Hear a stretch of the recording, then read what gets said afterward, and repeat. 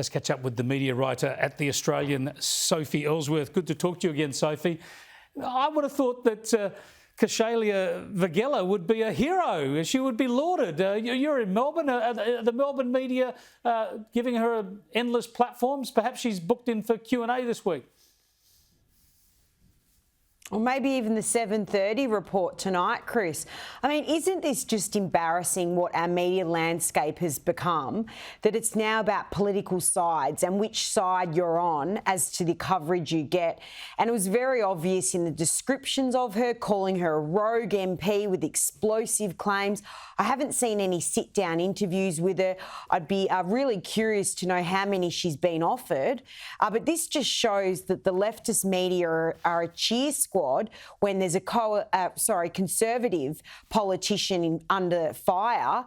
But when it's the great Premier down here, Daniel Andrews, it's hands off and let's try and diminish the character or the case of the woman who is making these very serious claims. Yeah, it is just so blatant. Absolutely blatant. Now, interestingly, in the Oz Today, you had this yarn, though, about the former ABC 7:30 host, Kerry O'Brien. He was in a vodcast, an online discussion, and he's saying that the ABC's in all sorts of strife, the people in there are depressed, that they're so intimidated by the government, they're actually not as alarmist on climate change and a few other things as they should be. Here's a snippet of a lot of what Kerry O'Brien had to say. He said a lot. Here's a little bit of it.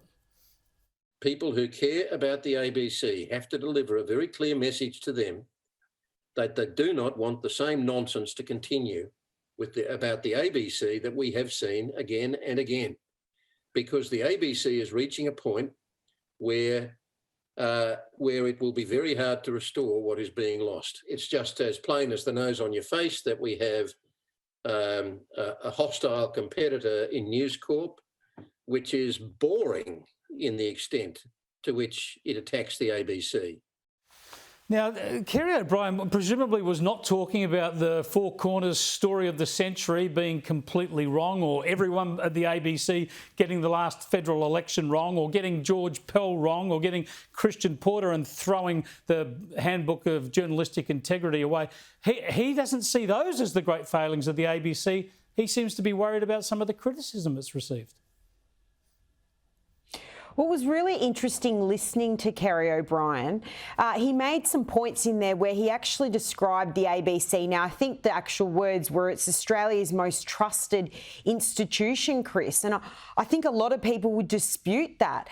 He said he's concerned that some journalists may be pulling their punches on issues such as climate change, and that you don't win yourself any favours within the ABC if you bang on about particular issues. But the fact that he's sort of questioning climate change coverage by the ABC. I mean, I would say they have extensive climate change coverage and far too much of it, to be honest, to scare the wits out of people. Yeah, I would say it's maniacal, but he doesn't reckon it's quite crazy enough.